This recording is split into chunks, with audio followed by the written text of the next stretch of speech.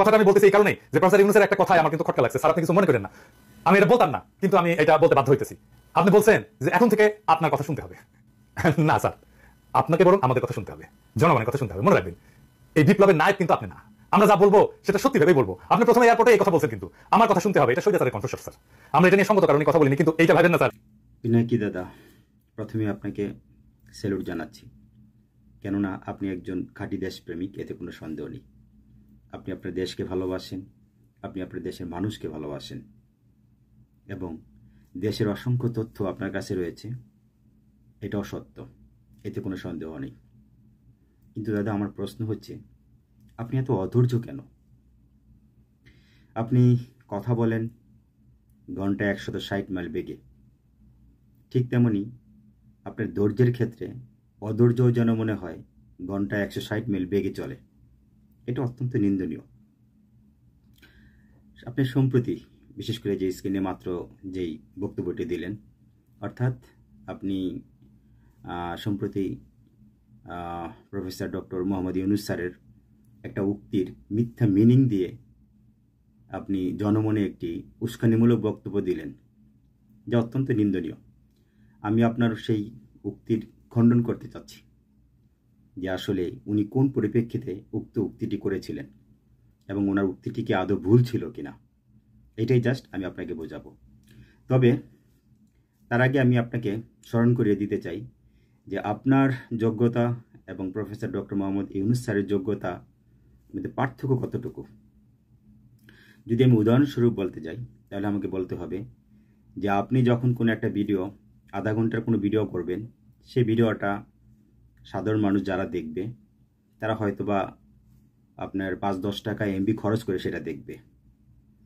আর professor doctor Mohammad Yunus sir যখন বাইরে কোনো কনফারেন্সের জন্য উনি যখন অংশগ্রহণ করেন, ওনার সেই আধা ঘন্টার যদি কোনো বিবৃতি থাকে, সেটা দেখার জন্য বা শোনার জন্য পুরো বিশ্বের যে এলিট শ্রেণীর যে সকল ব্যক্তিরা রয়েছেন, তারা সেখানে অংশগ্রহণ করে।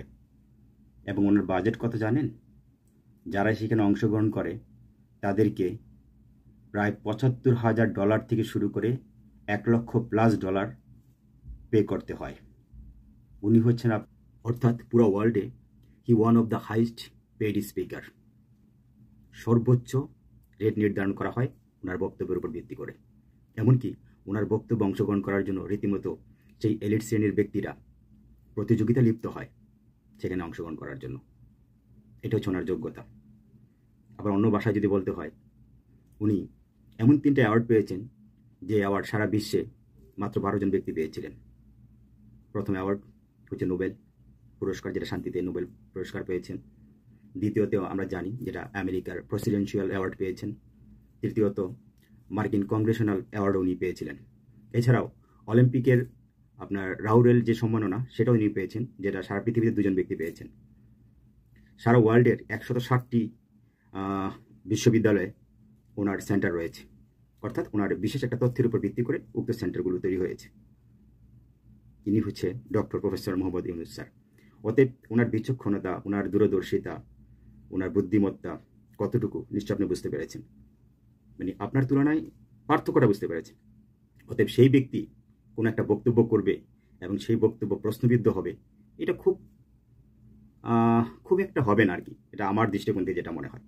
এবার আসলে আমি মূল পর্বে চলে যাচ্ছি যে আপনি যে উক্তিটাকে আপনি মিথ্যে মিনিং দিয়ে একটা উস্কানিমূলক বক্তব্য দিলেন এইমাত্র। অর্থাৎ আপনি বললেন যে ইউনূস স্যার এয়ারপোর্ট নেমে একটা কথা বলেছেন যে আপনারা আমার কথা শুনতে হবে, আর আপনি তার পরিপ্রেক্ষিতে বলবেন যে না, আপনার কথা আমরা শুনবো না, আপনাকে বরঞ্চ জনগণের কথা শুনতে হবে, এরকম একটা উক্তি দিলেন। উনি সেই মুহূর্তে উক্তিটা কেন করেছিলেন? আপনি সেটাকে উস্কানিমূলক বক্তব্যে নিয়ে গেলেন, কিন্তু বিষয়টা আপনি নেগেটিভ না নিয়ে পজিটিভভাবে নিতে পারতেন। উনি সেই সেন্সে কথাটা বলেছিলেন, সেই বিবৃতিটা আমিও শুনেছি। উনি সেই সেন্সে কথাটা বলেছেন যে উনি এমন একটা দেশে এই মুহূর্তে পদার্পণ করতে যাচ্ছে, যে দেশের অবস্থা অত্যন্ত অস্থিতিশীল। সারা দেশে মাত্র স্বাধীন হলো এবং কিছু দুষ্কৃতিকারী, কিছু উগ্রপন্থী লোকেরা চারিদিকে অগ্নিকাণ্ড, জ্বালা পোড়াও, তারপরে আপনার বিভিন্ন রকম ভাঙচুর, এটা সেটা বিভিন্ন রকম অপ্রীতিকর ঘটনা ঘটাচ্ছে। তো সেই ঘটনাকে সামাল দেওয়ার জন্য, সেই পরিবেশকে শান্ত করার জন্য সর্বস্তরে সেখানে সংখ্যালঘু যারা রয়েছে তাদের উদ্দেশ্য করে বলছে, বা যারা দলীয়করণ রয়েছে তাদের দেশ সর্বোপরি একটা সার্বিক দিক থেকে উনি সেই চিন্তাটা করে, মানে দেশের একটা স্থিতিশীল পরিবেশ যেন নিয়ে আসতে পারেন ওনার নেতৃত্বের মাধ্যমে। তার জন্য উনি উক্তিটি বলেছেন যে আমার কথা শুনতে হবে। কথা তো ঠিকই, উনি এখানে আসছে কি করতে, গোড়ার ঘাস কাটার জন্য না, উনি আসছেন একটা দেশের স্থিতিশীল পরিবেশ তৈরি করার জন্য। দেশটা একেবারে ধ্বংস দেউলিয়া হয়ে গেছে, উক্ত দেশটাকে আবার উনি সংস্কার করবেন, উন্নয়ন করবেন, একটা স্থিতিশীল পরিবেশ তৈরি করবেন, পরবর্তীতে হয়তো একটা সুষ্ঠু একটা নির্বাচন দিবেন আর কি। সেই পরিবেশ তৈরি করার জন্য উনি এসেছেন। তার মানে উনি একটা নেতৃত্ব দিবেন। তো যে ব্যক্তি নেতৃত্ব দিবে তার কথা শুনবে না, উনি ওনার জনগণের কথা শুনতে হবে এই মুহূর্তে কেন? আপনি যেই সেন্সে নিয়েছেন বিষয়টা উনি ওই সেন্সে বলেননি, আশা করি উত্তরটা পেয়েছেন। এক। আর দ্বিতীয় কথা আপনাকে আমি বলে দিই স্পষ্টভাবে, আপনি জনগণের কথা শুনতে হবে বলেছেন, কথাটা জনগণ বলতে আপনি কাকে বুঝিয়েছেন আগে সেটা আমাকে ইন্ডিকেট করতে হবে, আমাকে স্পষ্ট করতে হবে। বাংলাদেশের জনগণ হচ্ছে দুই শ্রেণীর। নাম্বার ওয়ান, এক শ্রেণীর লোক হচ্ছে অত্যন্ত সাধারণ শ্রেণীর লোক, যারা রাজনীতি খুব একটা ভালো বুঝে না, হয়তো মন থেকে কিছুটা সাপোর্ট করে এতটুকুই। অথবা এক শ্রেণীর লোক রয়েছে যারা একেবারে যেমন কৃষক, মজুরি, তারপর আপনার জেলে হতে পারে, রিক্সাওয়ালা হতে পারে, ভ্যান গাড়িওয়ালা হতে, এক অত্যন্ত সাধারণ লোক যারা একেবারে সোজা কথা রাজনীতি থেকে সম্পূর্ণ বিচ্ছিন্ন, তারা একেবারে আমজনতা যেটা আর কি, এটা এক শ্রেণী। আরেকটা শ্রেণী হচ্ছে আমরা জানি বাংলাদেশে কোনো কোনো দলের সাথে সম্পৃক্ত, অর্থাৎ দলীয়করণ কোনো কর্মী, দলের একনিষ্ঠ কর্মী হতে পারে বা দলের পদগত কর্মী হতে পারে, এটা এক শ্রেণীর। এই দুই শ্রেণীর জনগণ হচ্ছে বাংলাদেশ।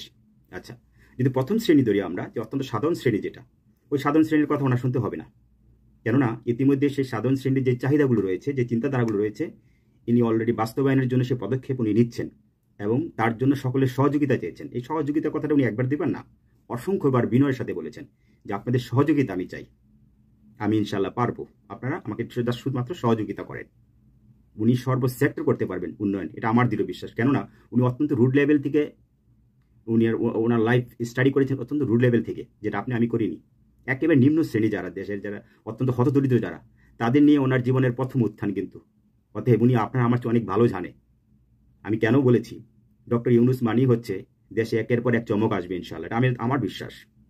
এবং অত্যন্ত সাধারণ নিম্ন শ্রেণীর ব্যক্তি যারা আছে তাদের মুখে হাসি ফুটবে, এতে কোনো সন্দেহ নেই। যারা আমরা পলিটিক্সের সাথে যারা আমরা সম্পৃক্ত রয়েছি, বা যারা একটু মধ্যবিত্ত শ্রেণী বা উচ্চবিত্ত শ্রেণী, তাদের ক্ষেত্রে হয়তো কিছুটা তাদের মানে একেবারে মনের মতো নাও হতে পারে, কিছুটা গয়মিল হতে পারে, কিন্তু আমার দৃঢ় বিশ্বাস একেবারে আমজনতা যারা, অত্যন্ত সাধারণ ব্যক্তি যারা, তাদের মুখে অন্তত হাসি ফুটবে, তারা তাদের ন্যায্য অধিকারগুলো পাবে, তারা তাদের যে কি মৌলিক চাহিদাগুলো অন্তত পাবে, এটা আমার দৃঢ় বিশ্বাস ওনার বক্তব্যগুলো থেকে যে অ্যানালাইজ করে যতটুকু বুঝতে পারলাম। সুতরাং সেই সাধারণ ব্যক্তিদের কথা আপাতত ওনার শোনা লাগবে না, ওই সাধারণ ব্যক্তির জন্য কি করণীয় সেটা অলরেডি উনি সেই পদক্ষেপ নিয়ে নিয়েছেন। এটা এক প্রসঙ্গ গেল। এবার আসুন আপনার দ্বিতীয় যে জনগণের উদ্দেশ্য, দ্বিতীয় জনগণ নিয়ে কিছু কথা বলি।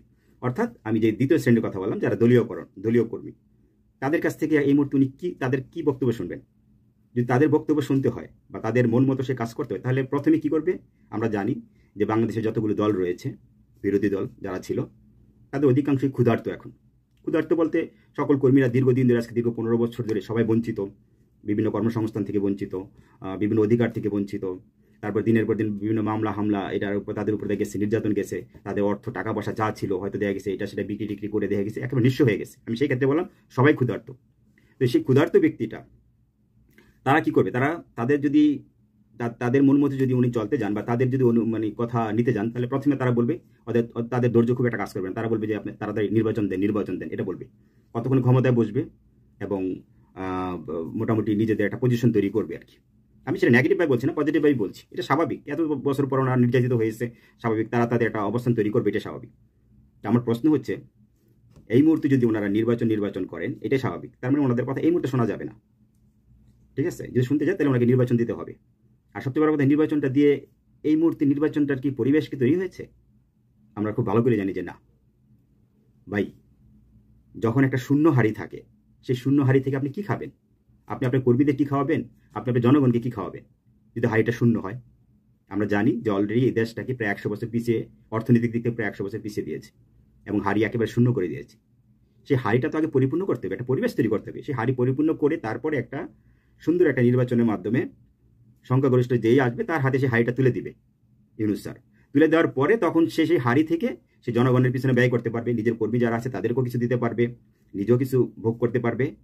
আর একটা কি বলবে, একটা সুষম একটা পরিবেশ তৈরি হবে, একটা স্থিতিশীল পরিবেশ তৈরি হবে। অর্থাৎ সে প্রশ্নবিদ্ধ হবে না। আর যদি এই খালি হাড়ি অবস্থায় যদি একটা নির্বাচন দিয়ে দেয়, ধরেন সংখ্যাগরিষ্ঠতা পেল, তারপর সে হাড়িটা ওনার কাছে তুলে দিল, তার তো বদনাম ছাড়া আর কিছু হবে না। কারণ এই শূন্যহারী দেশে কি করবে? যখন তার রাষ্ট্র পরিচালনার ক্ষেত্রে ব্যর্থতাগুলো একের পর চলে আসবে, তখন সাধারণ মানুষ তাতে কিছু বুঝবে না। তারা মনে করবে যে এই সরকার ভালো না, আগের সরকার ভালো ছিল, আবার সেই নানান রকম সে আবার প্রশ্নবিদ্ধ হয়ে পড়বে এই যে সরকারই আসুক না কেন। এর জন্য প্রথমে দরকার একটা স্থিতিশীল পরিবেশ। হ্যাঁ, নির্বাচনের ক্ষেত্রে আমি একটা কথা বলি যে আজকে যদি professor doctor Mohammad Yunus sir ব্যতীত অন্য কোনো ব্যক্তি যদি আজকে অন্তর্বর্তীকালীন সরকারের প্রধান হতো, তাহলে আমি বলতাম যে যথাসম্ভব নির্বাচন দিয়ে দেখ, সবচেয়ে ভালো হবে। কেন বলতাম? আমরা জানি যে বিশ্বের এমন কোনো ইতিহাসে নেই যে তত্ত্বাবধায়ক সরকার বসা অবস্থায় বহির্বিশ্ব থেকে সাহায্য বা অনুদান আসে দেশের উন্নয়নের জন্য। এটা খুব একটা নজিরবিহীন নেই। কিন্তু প্রফেসর ডক্টর মোহাম্মদ ইউনূস স্যারের ক্ষেত্রে সম্পূর্ণ ভিন্ন। উনি এমন একজন ব্যক্তি, সারা ওয়ার্ল্ডে ওনার এমন একটা পরিচিতি আছে, সুনাম রয়েছে, সম্মান রয়েছে। ওনার চাইতে হবে না দেশের এই মুহূর্তে পরিবেশ সুন্দর করার জন্য, উন্নয়ন করার জন্য, ওনার চাইতে হবে না, অলরেডি অফার চলে আসছে। আমি সত্যি দাদা, আপনার মতো একজন বিচক্ষণ ব্যক্তির কাছ থেকে এমন মিথ্যা মিনিংয়ের উস্কানিমূলক উক্তি আমি শুনতে পাবো বা ব্যাখ্যা শুনতে পাবো, এটা আমি কখনোই প্রত্যাশা করিনি, অন্তত আপনার মতো একজন ব্যক্তির মুখ থেকে। আপনার তো খুব সূক্ষ্মভাবে বোঝা উচিত ছিল কেন সেটাকে আপনি নেগেটিভভাবে নিলেন এবং কেন সেটা উস্কানিমূলক বক্তব্য দিলেন। কারণ আমরা বাঙালি এমনিতেই হুজ্জতে বাঙালি, কোনো কিছু বুঝি আর না বুঝি, কারণ আমরা ব্রেনটাকে কাজে লাগাই না, আমরা পেশি শক্তিটা বেশি কাজে লাগাই, যার জন্য কি আমরা সবচেয়ে বেশি পিছিয়ে পড়েছি, একে অপরের সাথে দ্বন্দ্বে লিপ্ত হচ্ছি। আমাদের মগজ কাজে লাগাচ্ছি না, আমরা আমাদের পেশি শক্তিটাকে বেশি কাজে লাগাচ্ছি। কি কারণে? ওই যে এমন কিছু ব্যক্তি আছে না বুঝে মিথ্যে মিনিং দেয় এবং উস্কানিমূলক বক্তব্য দেয়, সেই বক্তব্যের উপর আমরা বেশি লাফাতে থাকি। এটা হচ্ছে আমাদের সবচেয়ে বড় প্রবলেম বাঙালিদের। তো আপনার কাছে আমার বিনীত অনুরোধ, এই জাতীয় বক্তব্য অন্তত দিবেন না যেগুলো এই মুহূর্তে অন্তত উস্কানিমূলক মনে হয়। আপনি যে ব্যক্তিটা বসেও নাই, মাত্র এয়ারপোর্ট থেকে নেমে একটা কথা বললো, সেই কথার উপর ভিত্তি করে আপনি একটা মিথ্যে একটা নেগেটিভ একটা মন্তব্য করে বসলেন এমনভাবে। আর আপনার কথা শুনে আমি দেখছি অনেকেই সেটাকে বাহবা দিচ্ছে। ওগুলো হচ্ছে অন্ধভক্ত, যারা ব্রেনকে প্রকৃতপক্ষে পরিচালনা করে না সঠিকভাবে, তারা আপনার সাথে রায় দিয়ে যাচ্ছে। আমি জানি আপনি খুব ভালো ব্যক্তি, দেশকে ভালোবাসেন, দেশের মানুষকে ভালোবাসেন, কিন্তু এই যে আপনি একটা মিথ্যা মিনিং দিলেন এবং ব্যক্তিরা বসতে না বসতে তার পাশার নিচে আপনি আলপিন বসানো স্টার্ট করে দিলেন যেন বসতে না পারে, এটা তো একটা উস্কানিমূলক বক্তব্য। আগে ব্যক্তিটাকে বসতে দেন, বুঝতে হবে যে কোন ব্যক্তি, উনি কে, সারা ওয়ার্ল্ডে ওনার পরিচিতি কি, ওনার যোগ্যতা কোথায় এবং আপনার যোগ্যতা কোথায়। ইতিমধ্যে আপনাকে উদাহরণ আমি দিয়েছি, আপনি বুঝতে পেরেছেন। আপনার বোঝা উচিত উনি কতটা বিচক্ষণ ব্যক্তি, কতটা দূরদর্শী সম্পন্ন একজন ব্যক্তি। ওনার সুদূর প্রসারী পরিকল্পনা অত্যন্ত প্রখর। ইতিমধ্যে ওনার অনেক বক্তব্য আপনি শুনেছেন, যে ইতিমধ্যে কোনো সরকারের মুখ থেকে আপনি শোনেননি। এতটা মাধুর্য একজন ব্যক্তি, অত্যন্ত বিনয়ের সাথে কথা বলা, রীতিমতো সারা বাংলাদেশের সর্বস্তরের লোকের কাছে উনি একটা প্রশংসনীয়।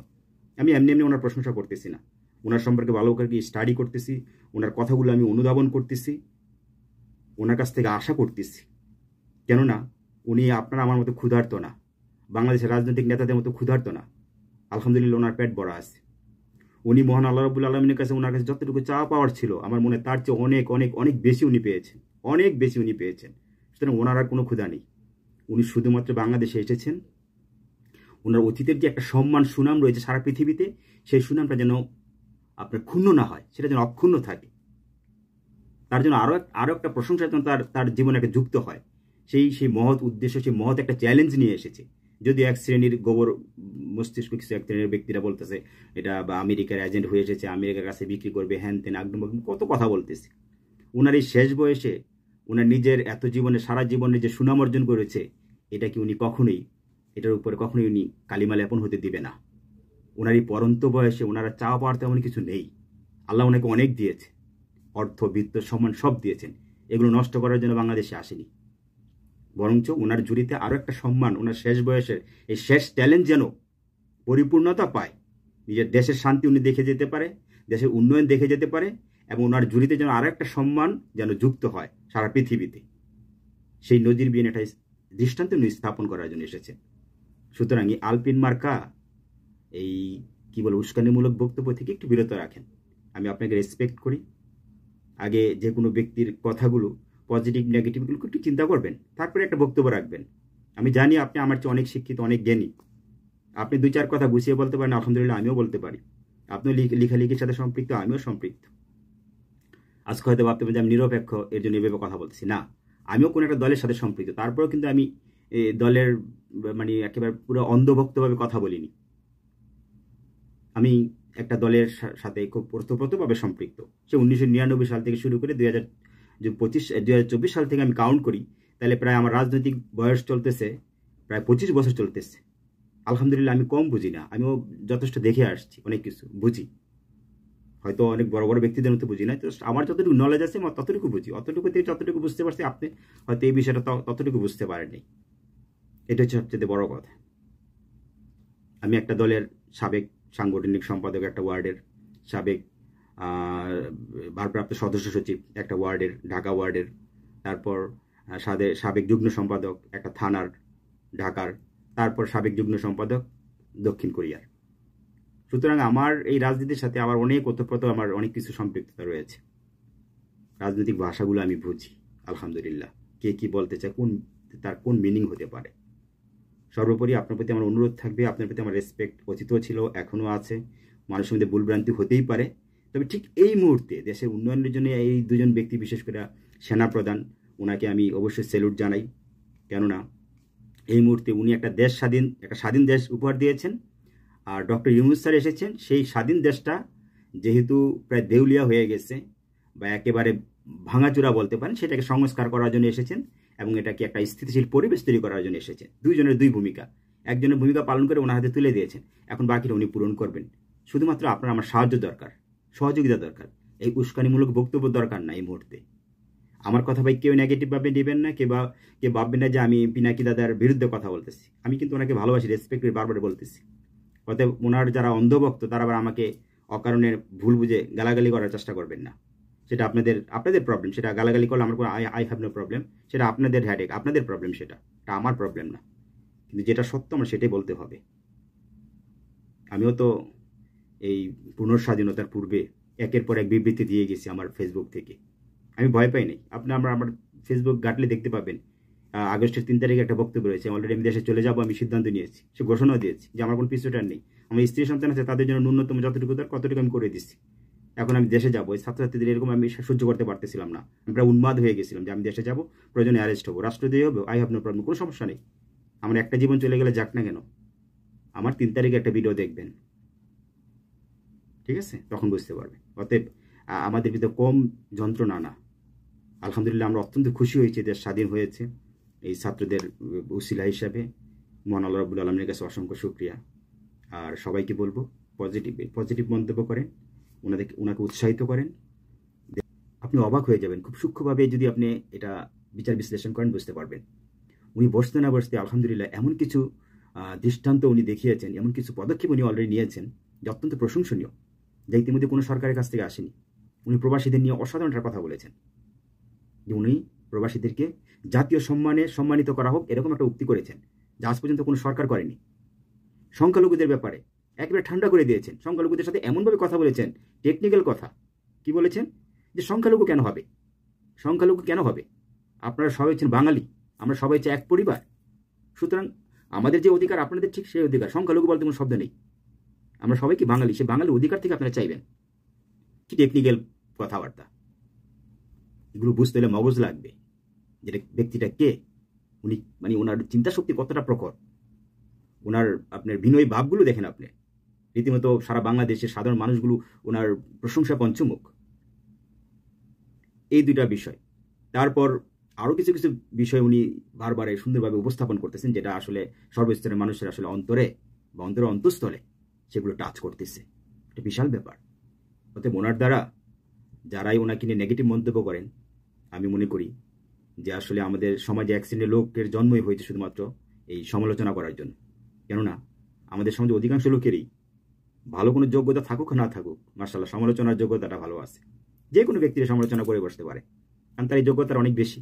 এর জন্য তো ওই শ্রেণীর ব্যক্তিগুলো আমি মনে করি সমাজে তাদের স্থান হওয়া উচিত। আসলে কি বলবো আমি